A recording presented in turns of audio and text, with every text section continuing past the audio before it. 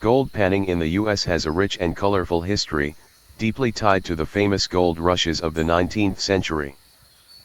It played a key role in shaping regions across the country and remains a fascinating part of American heritage. The California Gold Rush was one of the most significant events in U.S. mining history. In January 1848, gold was discovered at Sutter's Mill near Coloma, California. News spread quickly, drawing thousands of fortune seekers known as 49ers from across the U.S. and beyond. Using simple tools like gold pans, shovels, and sluice boxes, they sifted through rivers and streams, hoping to strike it rich. Imagine a miner, exhausted after a long day of digging, swirling a pan full of dirt and gravel only to spot a glimmering gold nugget at the bottom. That moment of discovery was pure exhilaration, not just for its monetary value but for the thrill of success and perseverance. Gold panning was more than just a search for wealth, it was an adventure. Each swirl of the pan was filled with anticipation, a step closer to unearthing a piece of the past. For many, the process itself brought simple joy, connecting with nature, experiencing the excitement of discovery, and sharing triumphs with fellow prospectors. Though gold panning was often a solo endeavor, miners frequently worked in groups, celebrating their finds together. Some struck it rich overnight, uncovering massive gold deposits that changed their lives forever. But even those who didn't find much still cherished the experience, spending time by the river, listening to the water, and relishing each moment of hope and suspense. Today, gold panning remains a popular hobby and tourist activity. Visitors to places like Alaska, California, and Colorado can try their luck, reliving the excitement of the past while enjoying the beauty of the wilderness. It's a thrilling blend of history, adventure, and the timeless allure of discovering hidden treasure.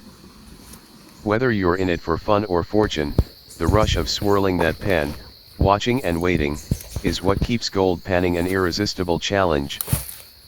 Each discovery, big or small, is a victory, a reward for patience, skill, and a spirit of adventure. If you're new to gold panning and want to explore this exciting activity, here are the basic tools you'll need. Gold pan. The most essential tool for gold panning.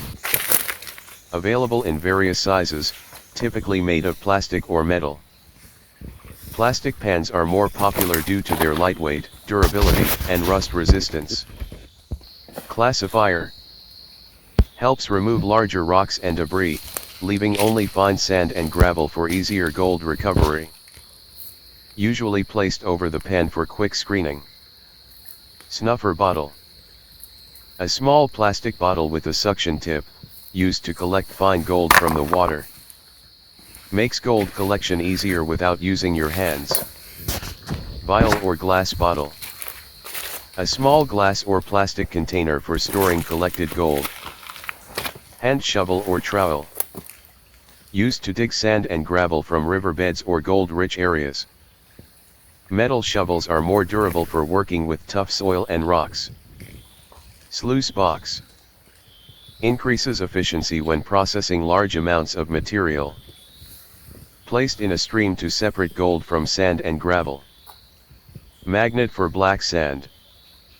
Helps remove magnetic black sand, making gold extraction easier. Choosing the right location is crucial for gold panning success. Here's a guide to finding promising spots. 1. Look for rivers and streams with gold history. Some U.S. states are well known for gold, including California, Alaska, Nevada, Colorado, and Montana. Check historical mining maps or resources from the U.S. Bureau of Land Management. Flowing water is better than lakes or ponds, as it naturally sorts and deposits heavier gold in specific areas. To identify gold deposits in the water flow. Inside bends of rivers, gold settles on the inner curve where the current slows down. Behind large rocks or natural barriers, water slows when hitting obstacles, allowing gold to drop behind or below them.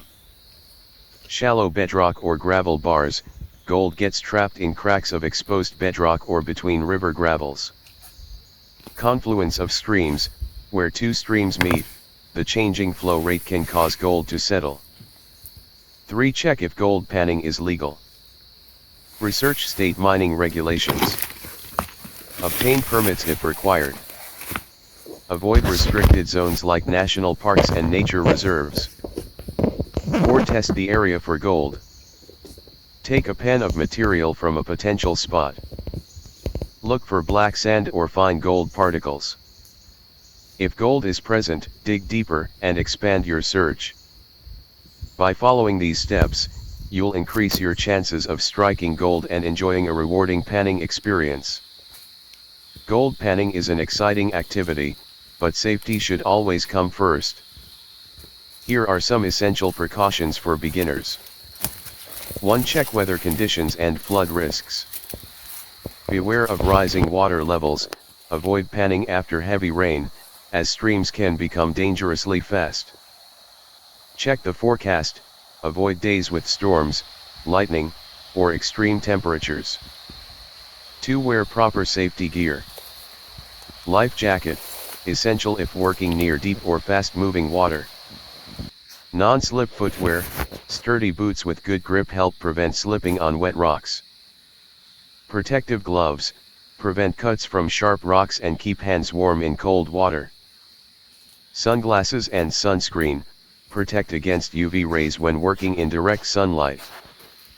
3. Bring emergency supplies. Communication device, carry a phone or radio, especially in remote areas. First aid kit, include bandages, antiseptic, insect repellent, and allergy medication. Flashlight and extra batteries, useful if you stay out late or explore dark areas. 4. Watch for natural hazards. Wildlife awareness, some areas have bears, snakes, or dangerous insects. Carry bear spray if necessary. Rock slides and unstable terrain, avoid working under steep cliffs or unstable riverbanks. Avoid strong currents and whirlpools, deep or swirling water can be extremely dangerous. 5. Never go alone and inform others. Buddy system, panning with a partner ensures help is available if needed. Tell someone your plans, share your location and estimated return time with family or friends. 6. Follow the law and protect the environment. Respect local regulations, only pan for gold in legally permitted areas. Leave no trace, avoid littering, don't use harmful chemicals, and restore the site after panning. By following these guidelines, you can enjoy gold panning safely while preserving nature for future adventurers. Gold panning is one of the oldest and simplest methods to separate gold from dirt and gravel. Follow these steps to get started. 1. Choose the right gold pan. Plastic pans are lightweight, rust-free, and have ridges to help trap gold. A 12 to 14-inch pan is ideal for beginners. Green or black pans make small gold flakes easier to see. 2. Find and collect pay dirt. Best locations, riverbeds, behind large rocks, inside river bends, or near bedrock. Look for black sand, it's a good sign that gold may be present. Use a small shovel to scoop gravel into your pan. If available, use a classifier to filter out large rocks. 3. Saturate the material. Submerge the pan in water and gently stir to fully wet the dirt and gravel. This prevents gold from floating due to surface tension. 4. Shake and settle the heavy material. Shake the pan in circular or back and forth motions to help gold sink to the bottom. Slightly tilt the pan to allow lighter materials to rise to the top. Remove any large rocks by hand once they appear.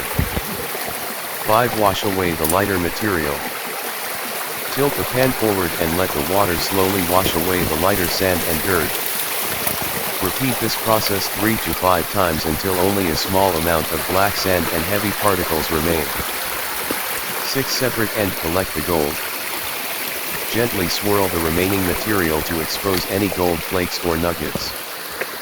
Use a snuffer bottle to suction small gold pieces. Pick up larger flakes by hand and store them in a vial with water. 7. Check for extra gold. Use a magnet to remove excess black sand.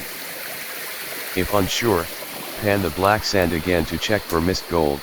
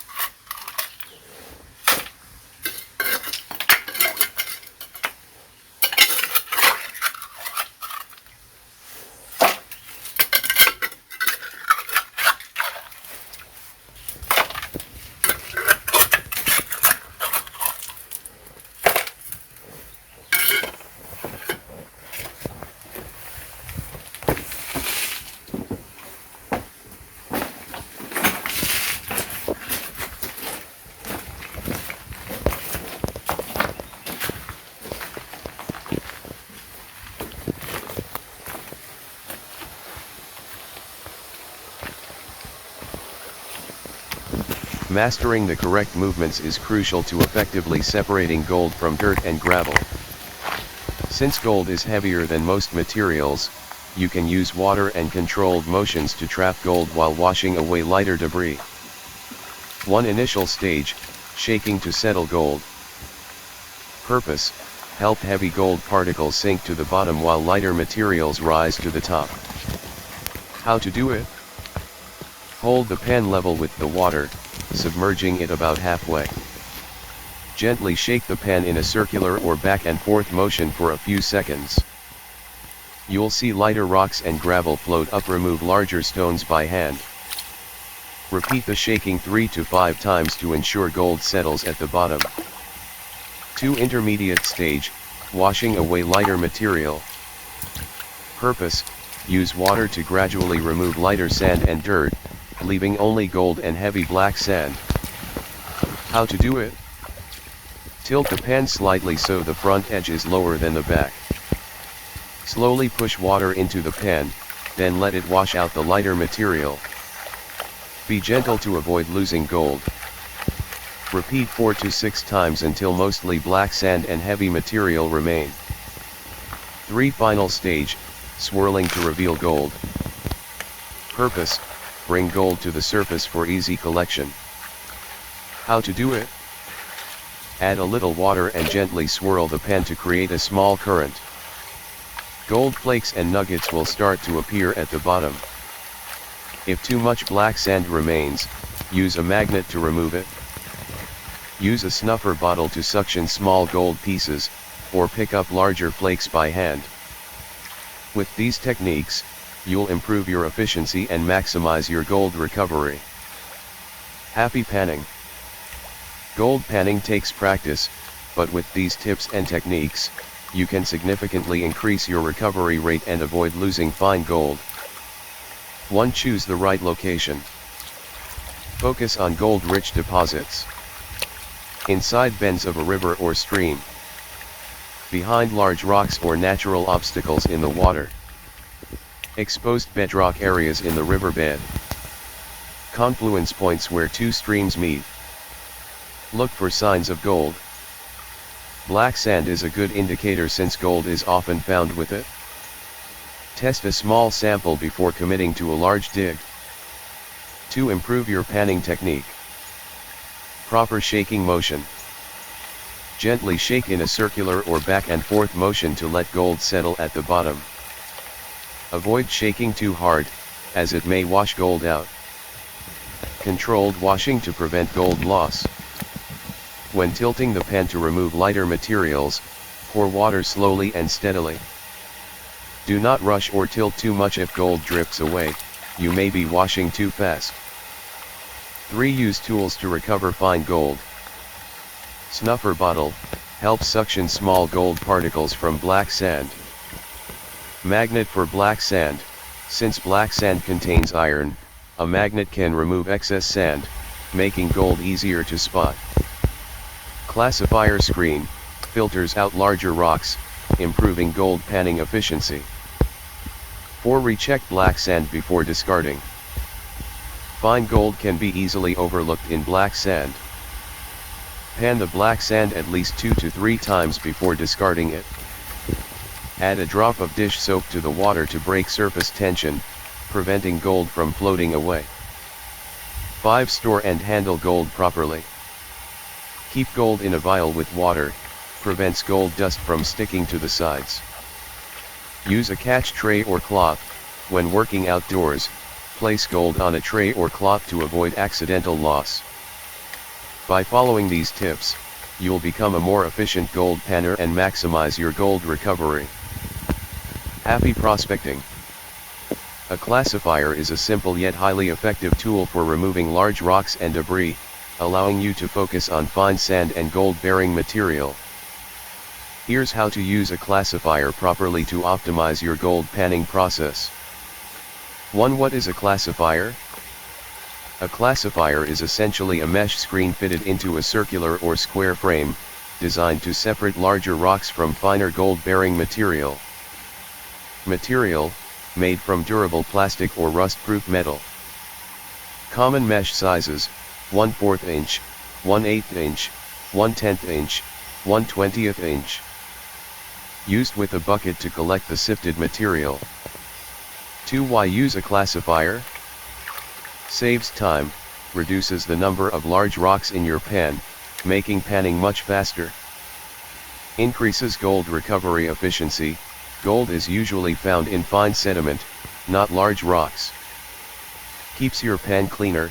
Fewer big rocks mean fewer obstacles while panning. 3. How to use a classifier properly.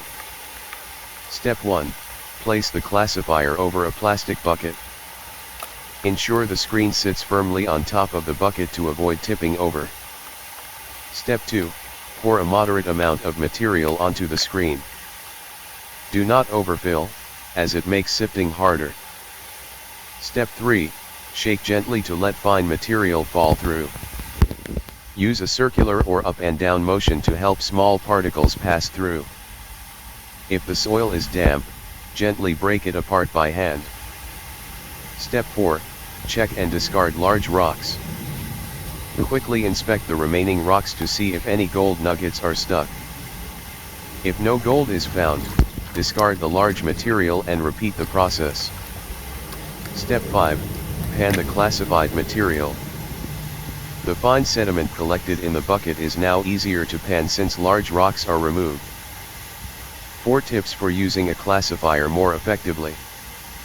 Use multiple screen sizes. Start with 1/4 inch, then move to 1/8 inch for finer sifting. Use water to assist screening. If material is sticky or clumped, pour water over it for easier separation. Inspect large rocks before discarding. Occasionally, small nuggets may be stuck to them. Don't shake too fast. Slow, controlled motions ensure fine materials have time to pass through. By incorporating a classifier into your gold panning process, you'll work more efficiently and increase your chances of finding gold. Happy prospecting! Water flow and river depth play a crucial role in the accumulation and movement of gold. By understanding how water behaves, you can identify high-yield locations and improve your panning techniques. 1. Why is water flow important? Water is the primary force that transports and deposits gold in a river. Fast-moving water carries gold downstream from its source. As water slows down, heavier materials like gold settle and get trapped in specific areas. Gold is more likely to accumulate in slower-moving sections of a river. 2. Where does gold typically settle? Inside bends of the river, water moves slower on the inside curve, allowing gold to drop and settle. Behind large rocks or obstacles, water slows down after hitting an obstruction, creating a natural gold trap. Exposed bedrock areas, gold can get lodged in cracks and crevices of bedrock surfaces. Black sand deposits. Since black sand and gold are both heavy, they often accumulate together. Avoid areas with extremely fast-moving or very shallow water. Gold won't have a chance to settle there. 3. The importance of depth. Gold tends to accumulate in deeper layers of sediment because the upper layers are more easily washed away. Digging 6 to 12 inches deep can help you reach richer gold deposits. If possible, try to reach the bedrock layer. Gold may have been trapped in cracks for hundreds of years. Tip: if you find clay layers, they can act as a natural barrier, preventing gold from sinking further down. 4 tips for using water flow to pan more effectively. Always pan in calmer water. If the current is too strong, gold may be washed away. Use water flow to assist separation. When panning, tilt the pan slightly to let water wash away lighter sediments, exposing the gold. Take advantage of natural features. Target rock crevices or natural traps where gold might have accumulated over time. By understanding how water movement and depth affect gold deposition, you can dramatically increase your success in gold prospecting. Happy panning! A sluice box is one of the most efficient tools for capturing gold, especially larger flakes and nuggets. If you're a beginner, Learning to set up and use a sluice box properly can save time and significantly increase your gold recovery compared to just panning. 1. What is a sluice box? A sluice box is a long, narrow trough with ripples designed to trap gold while allowing lighter materials to wash away. How it works. Gold is heavy, it gets caught in the ripples. Lighter materials, sand, gravel, and debris are washed away by water. Can be placed directly in a stream or used with a pump, depending on the type. 2. How to set up a sluice box correctly. Choose the right water flow. The current shouldn't be too strong. It shouldn't be too weak. Set the proper angle. Ideally 5 to 7 degrees. If gold is washing away, decrease the angle. If material isn't moving, slightly increase the angle. Secure the sluice box. Stabilize it between 2 rocks or use weights to prevent chipping. 3. How to use a sluice box to recover gold. Step 1. Prepare your material before feeding it into the sluice. Use a classifier to remove large rocks. Only process fine sand, gravel, and sediments where gold may be trapped. Step 2. Feed material into the sluice box. Shovel small amounts into the upper end of the sluice. Don't overload, let the water wash lighter materials away gradually. Step 3. Observe the water flow. Gold should settle into the ripples, while lighter sand is washed downstream. If gold is escaping, adjust the water flow and angle. Step 4. Collect the gold after processing. After 1 to 2 hours, stop and inspect the sluice. Carefully remove the sluice from the water and take out the matting or mesh. Rinse the material into a gold pan and manually pan out the gold. 4 Pro Tips for better sluicing. Watch for black sand, it's a good indicator of gold presence. Don't rush, allow time for the sluice to separate gold from dirt. Use miner's moss or carpet lining, helps trap finer gold particles. Check your sluice every few hours, avoid losing gold due to overflow. By optimizing your sluice box setup and techniques, you can maximize gold recovery and make your prospecting more efficient. Happy gold hunting!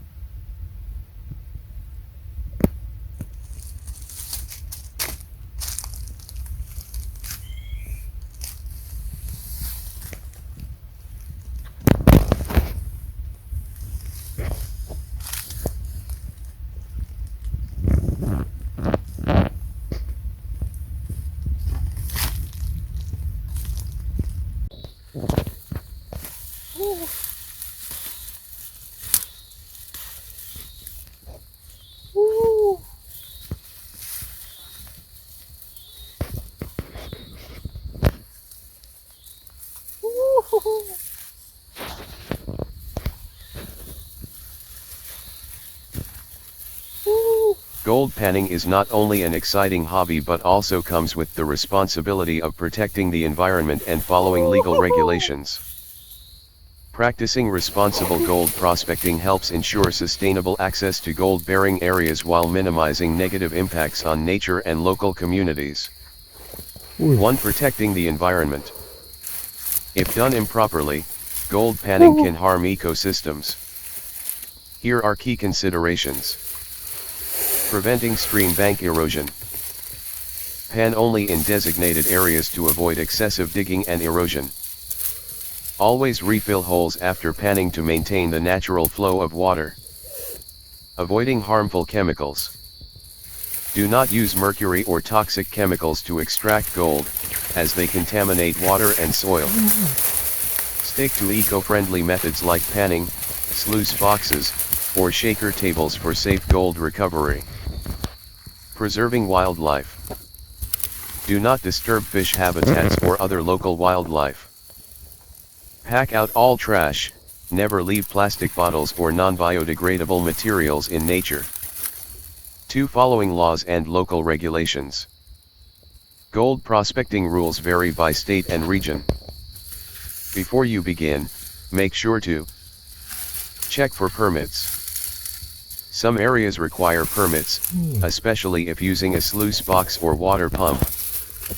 Verify with local land management agencies such as the Bureau of Land Management or the U.S. Forest Service. Respect private property. Never pan for gold on private land without permission. Some locations may be legally claimed by others, always check claim ownership before panning. Follow restricted area guidelines. National parks and protected areas often prohibit gold panning, obey the law to avoid fines. Stick to designated prospecting areas where recreational panning is allowed. 3. Respecting the community and other prospectors. Gold panning is a shared activity, so always act courteously. Respect others' prospecting spots. If someone is already working a promising spot, ask before entering their area. Share knowledge and support fellow prospectors. Help beginners learn and take advice from experienced prospectors. Join local gold prospecting groups to stay updated and build community connections. By following these principles, you can enjoy gold prospecting responsibly, preserve nature, and maintain good relationships with fellow panners and local communities.